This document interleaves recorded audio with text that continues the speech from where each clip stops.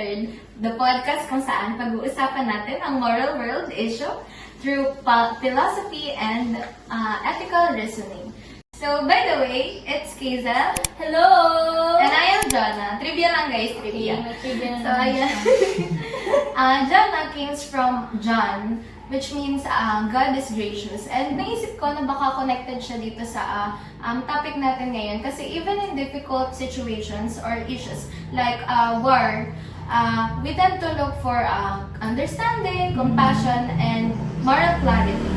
So, yun. So, ngayon nga, sobrang grabe, recent lang yung pag-uusapan natin, which is yung war, yung nangyayari sa Iran at sa US, which is madami talagang, alam mo naman, madami na-apektuhan, kaya magandang topic siya for today's podcast. So ayun, masasabi natin hindi talaga siya simpleng conflict kasi involves power, politics, security, and the global stability. Oh, pero alam mo yun, marami kasing mga tanong kasi nga, syempre meron tayong more modern perspective in natural law theory. So, marami tatanong kung always ba na mo immoral yung war or may mga times ba or situation na nagiging accepted siya sa atin mismo.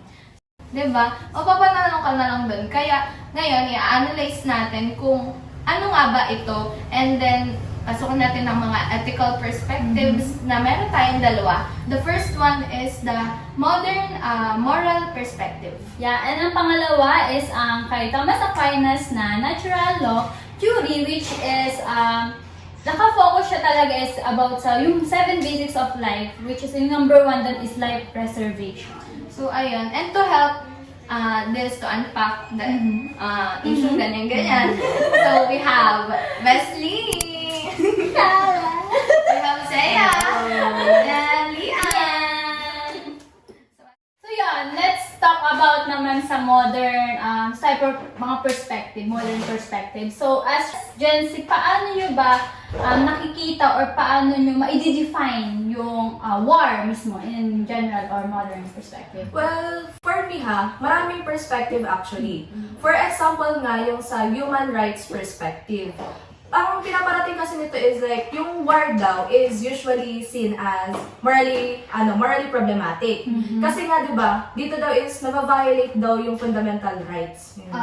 So talagang nakafocus talaga siya sa pangtao. Pangtao. Yes. Lalo na sa part ng right to life and safety. Totoo yan. Totoo yan kasi somehow, sometimes yung mga civilians pa yung nadadamay sa war, even though di naman talaga sila part ng conflict. Oo, totoo yan. Kasi syempre, government, di ba sabi, government naman talaga yung nagbababa kung i-go or hindi yung pagbomba, yung mga about sa war. Pero, ang daming apektadong civilian eh. Kasi syempre, kahit hindi nila ginusto yung, sino ba naman may gusto ng war, di ba? Sino ba gusto ng gulo? Pero talagang ang daming namamatay. Kahit syempre, hindi naman talaga, sino mamamatay ka kasi may nagbombahan sila, tapos ang dami talagang civilian kasi hindi naman nila kayang lumaban ng bigla na lang binigay sa kanila yun. So yeah, sobrang nakakalungkot din at the same time. So, kasi sa utilitarian perspective kasi, dito kasi as parang maximizing the happiness or welfare ng mga tao, dapat kabutihan ng panlahat. So, ayun, para bang some people argue na they might justified war. Parang kumikilos yung stopping a dictatorship or yung protecting a country from invasion. Yes, My actually. Napaka-exact yung sinabi niyo. And, pero kasi, yung iba, ina-argue na yung certain war daw, maaari pa rin daw na mag-lead sa better outcomes. Pero in a long run, yung ganun. But of course, marami pa rin critics sa idea niya. Oo, kasi even if, di ba, sinabi ko nga na yung intention naman ng isang bansa is for the goodness of nasasakupan nila, hindi mo rin talaga masabi na, yung epekto kasi mismo ng war is destruction. At ang dami talagang namamatay. Kaya, magiging hesitant ka talaga, it's more permissible or very unethical. Diba? But how about the social justice perspective? From that perspective kasi, wars are often criticized. Kasi nga dito is, they tend to, they tend to benefit the, let's say yung tinatawag nga na powerful groups naman yung, alam niyo naman na siguro yon. Tapos yung naapektuhan naman dito yung mga vulnerable na population, which is sila yung nagsasuffer, di ba? Yeah, sometimes kasi yung mga war na yun or yung conflict na yun are driven by political powers like sa economic benefits or yung sa control over resources. So, makikita talaga natin na yung modern moral perspective is, it is very problematic. Pag pinag-usapan talaga is about war.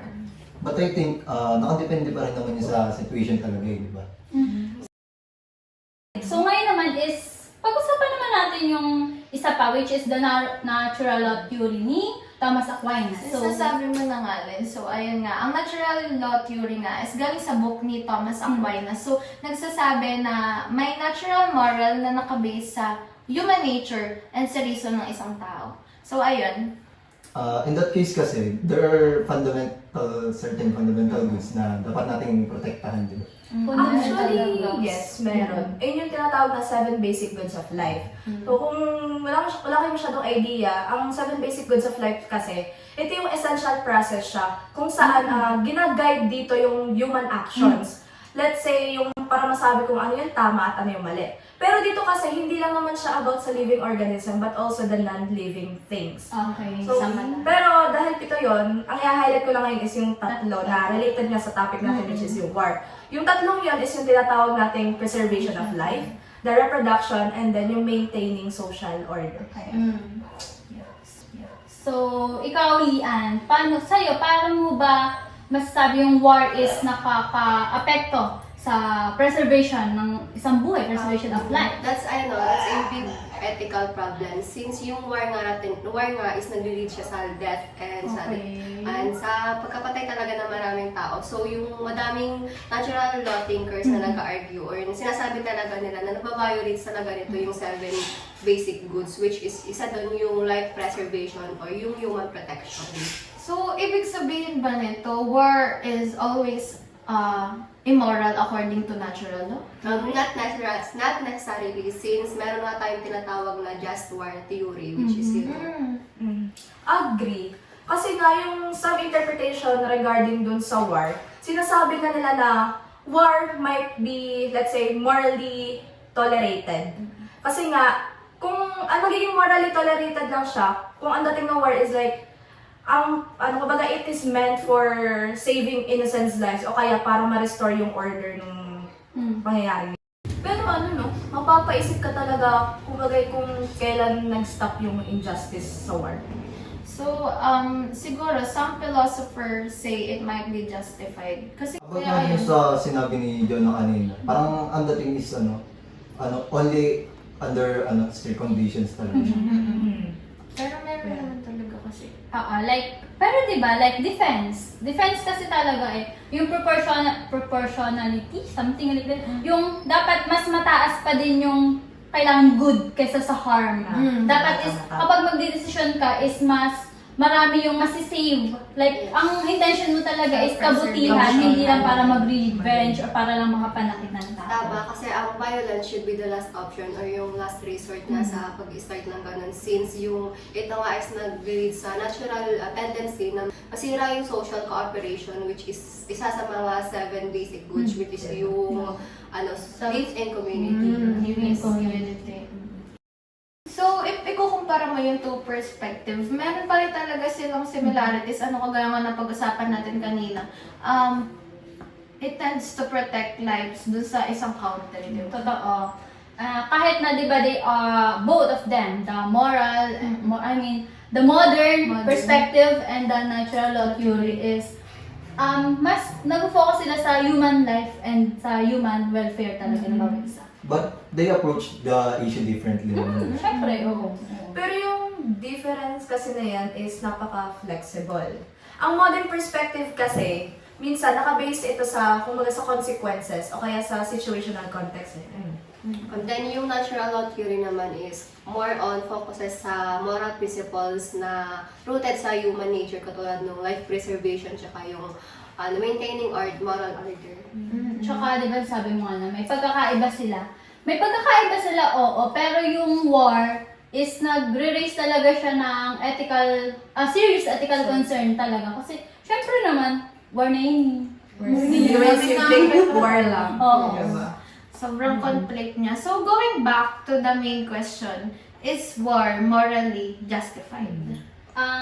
For me yung pinag-usapan natin, yung war, ang dami niyang, di ba, arguments, ang daming perspective. Kaya sobrang complex nung answer kung moral ba siya. Kasi, minsan naman hindi more permissible siya. Sabi nga according to just war theory na dapat nga lang is, siya talaga is yung May process. talaga at yung last resort talaga and for defense, hindi lang dahil sa kagustuhan mo. Bawal Yung parang hindi revenge dapat. Tapos yung sound perspectives naman is depends upon the situation, lalo na kapag extreme yung situation. Katulad sa modern perspectives na sinasabi na pwede siya maging or possible siya na maging necessarily evil, lalo na kung para siya sa self-defense.